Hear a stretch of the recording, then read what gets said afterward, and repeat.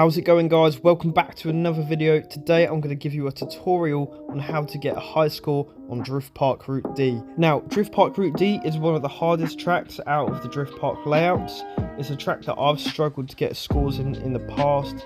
So getting a score for this video, it was quite hard, but I managed to get something that I can show you all. Anyways, without me wasting any more time, let's get straight into it. So the first thing I'm going to show you is a video of the run itself, so you can get a visual of the line. After that, we're going to go through the specs of the tyre and the horsepower of the car, and then I'm going to go into a breakdown of the run itself so you can see how it's done.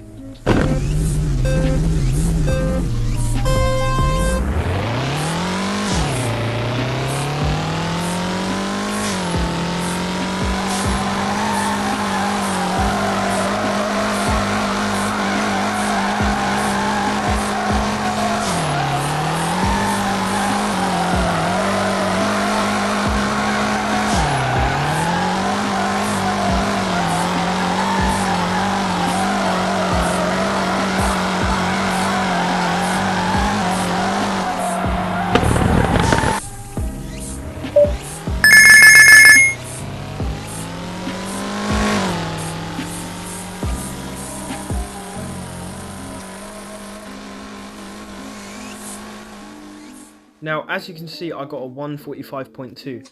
It's not the highest score in the world. The highest I've seen is about a 152 plus, but it's still a nice high score to achieve.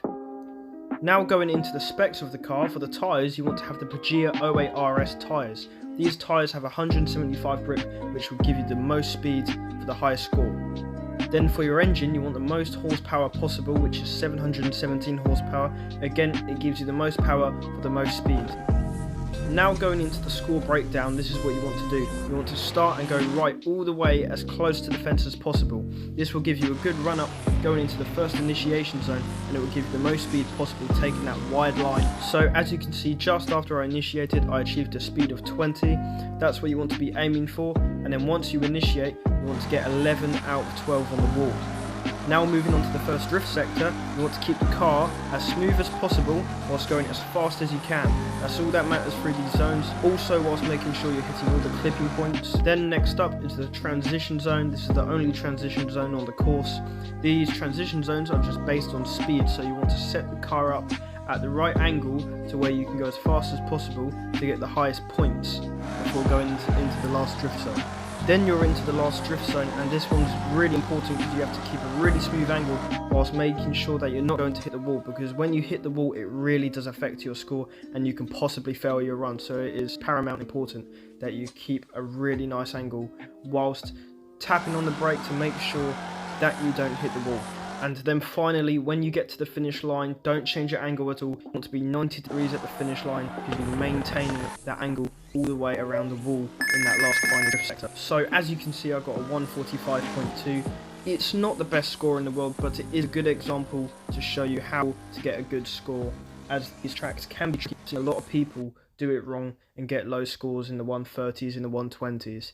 Now, the best score I've seen is a 153.